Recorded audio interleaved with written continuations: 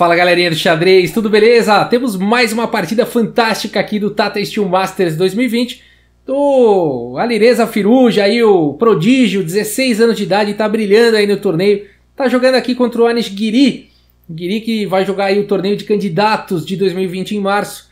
E vamos dar uma olhada nessa partida. O Firouzja abre aqui com D4, temos D5 pelo Giri, C4, o gambito da dama, E6, o gambito da dama recusado, cavalo C3, bispo em E7, a variante aí Petrosian do gambito da dama recusado, bispo E7, C por D5, E por D5 e aqui bispo em F4, C6, dama em C2, cavalo em F6, E3, cavalo em H5, olha que lance interessante aqui do Giri, bispo vem para E5 e agora cavalo D7. Então o Giri está perseguindo aí o bispo de casas escuras do Firouzja. O Firouzja agora, em vez de recuar o bispo, né, muita gente poderia pensar aqui em jogar um lance como bispo G3, o Firouzja vai para um lance mais ativo, bispo E2, desenvolvendo aí mais uma peça.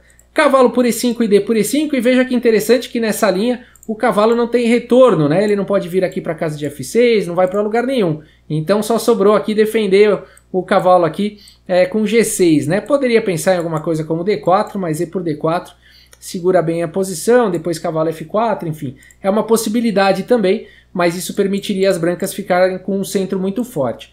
Então a partida seguiu com G6, bispo por H5, G por H5, e dessa forma o Firouzja conseguiu aí deixar os peões fracos aqui do Giri, né? Bom, cavalo de G em E2, desenvolvendo F6, E por F6, bispo por F6 e aqui torre D1. Então imediatamente aí colocando a torre na mesma coluna aqui da dama, roque, roque, então ambos os jogadores fizeram roque, e aqui essa posição já aconteceu entre o Alexandrov e Shimanov em 2012, e aqui dama E8 foi jogado e a partida acabou no empate, tá bom? Então esse foi o lance jogado. Nessa posição o Giri vai para um lance diferente e faz o lance rei H8, então a gente já tem uma partida nova que nunca foi jogada antes, uma posição que nunca foi jogada aqui no tabuleiro. E4, D4 avançando com o peão e agora cavalo em F4, legal, né? Esse lance aqui ele não está ameaçando capturar o cavalo porque o peão está cravado, então a partida seguiu com o bispo E5, um ataque duplo aqui no cavalo, o cavalo vem para D3, agora contra-atacando aqui o bispo volta lá para G7 e agora cavalo E2, colocando o cavalo em segurança e pressionando o ponto de D4, bacana. H4 foi jogado H3, segurando aí esse peão, dama em E7 e agora o lance E5, com o tema do bloqueio, né? Esse lance aqui é interessante, ele faz um tema do bloqueio, aqui é o peão de D4 agora, né? Poxa, Rafael, mas agora não dá para as negras capturarem? Não foi o lance jogado, mas poderia, né? Mas as pretas querem manter o bispo aqui no jogo, esse bispo é muito forte, né? Se captura peão, não ganha peão, porque depois de cavalo por E5, dama por E5 estaria caindo aqui em D4, né? Ainda com ataque sobre H4, e enfim, as pretas não ganham nada com isso e ficam com uma estrutura ruim aí de peões, né? Portanto, depois de E5 foi jogado torre D8, protegendo o peão de D4, e agora F4, protegendo o peão de E5, legal. Bispo em F5, cravando o cavalo, rei H2, dama aqui em E6, agora cavalo G1, então proteção total aqui na posição, esse cavalo de G1 poderá manobrar para casas interessantes, por enquanto também está defendendo aqui em H3, bispo H6 e agora o cavalo ruma lá para F3, vale dizer que o ponto de F4 por enquanto está protegido pelo cavalo. Dama em E7 e agora rei H1, e nessa posição o Giri vai para um lance interessante aqui, que é o lance bispo por F4, né? Aproveitando aqui a cravada, né? O tema da cravada, então o cavalo não pode capturar F4 senão está caindo a dama. Ué, mas será que então o Firouzja pendurou esse peão? Bom, ele continua aqui com dama C5, ameaçando agora a dama. Esse lance aqui ele praticamente força as trocas, né? Porque o bispo também está ameaçado e a dama não consegue sair protegendo o bispo. Portanto, dama por C5, cavalo por C5 e agora o bispo vem para C2 atacando a torre. Torre por D4, recuperando aí o peão. Torre por D4 e cavalo por D4. E as pretas não têm o tempo de capturar o peão agora em E5, senão está caindo o bispo aqui em C2. Olha que interessante. Portanto, o bispo E3 atacando o cavalo. E agora, se o cavalo capturar em C2, está caindo de C5. Bacana esse recurso. Cavalo de C aqui em E6 foi jogado. E agora o bispo volta para a segurança lá em G6. Torre F3 perseguindo o bispo volta para H6, cavalo F5 perseguindo o bispo. Bispo por F5, torre por F5.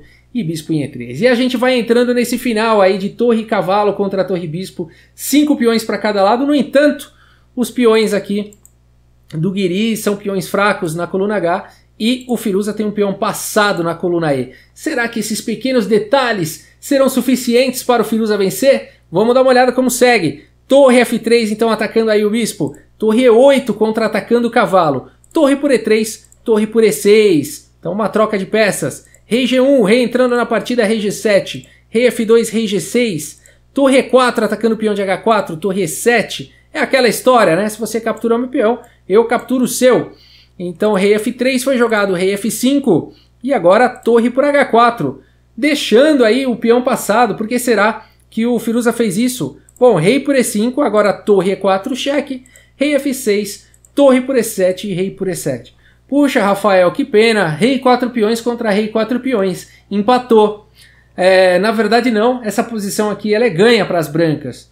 E foi interessante cair nessa posição e o Firuza sabendo disso, né? Por isso que essa partida é genial. O Firuza calculou e sabe, né, que esse final ele é vencedor para as brancas, por incrível que pareça. Xavier, mas tem tanto lance ainda para ser feito. O que está acontecendo? Por que você está falando que as brancas ganham?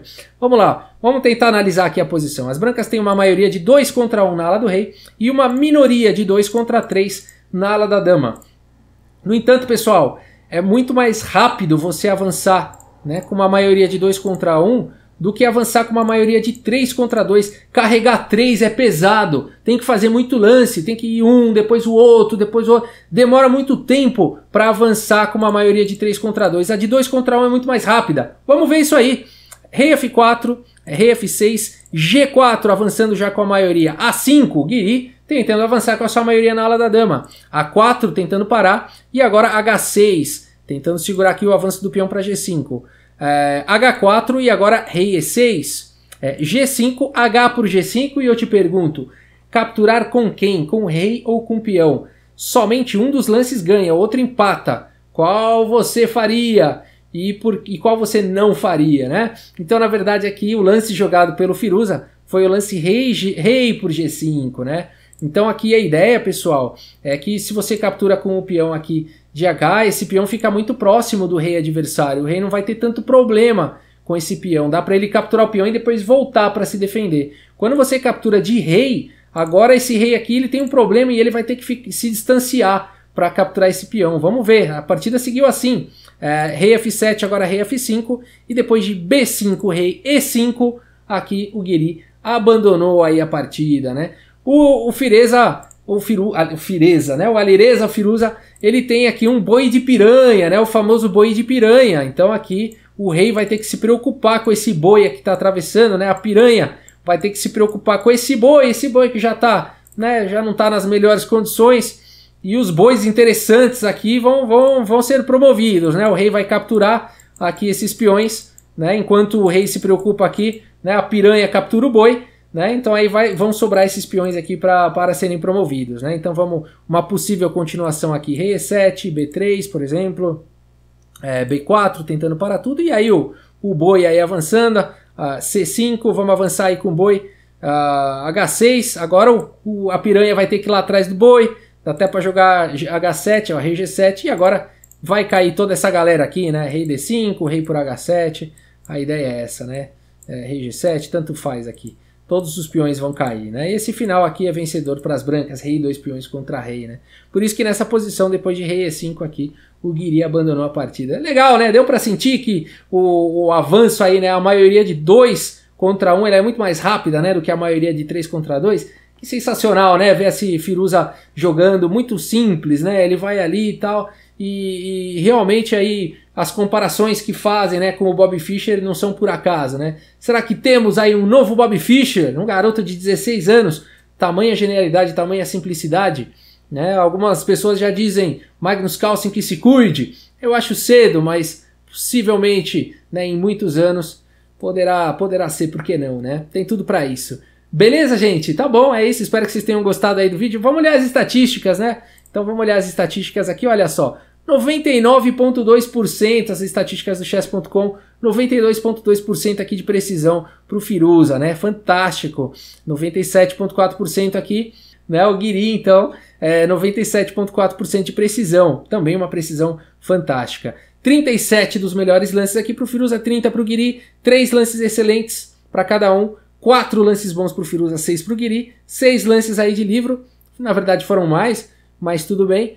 Uma imprecisão só para o Firuza, ponto, né? E mais nada, né? Uma precisão muito firme mesmo. E o Guiri errou um pouco mais, 4 imprecisões aí e uma gafe, então acabou errando mais, né? E o Firuza acabou dominando aí a partida. Bacana, né? Bacana, espero que vocês tenham gostado aí dessa partida. Muito obrigado pela audiência, um grande abraço aí para todos vocês e até a próxima, pessoal. Valeu!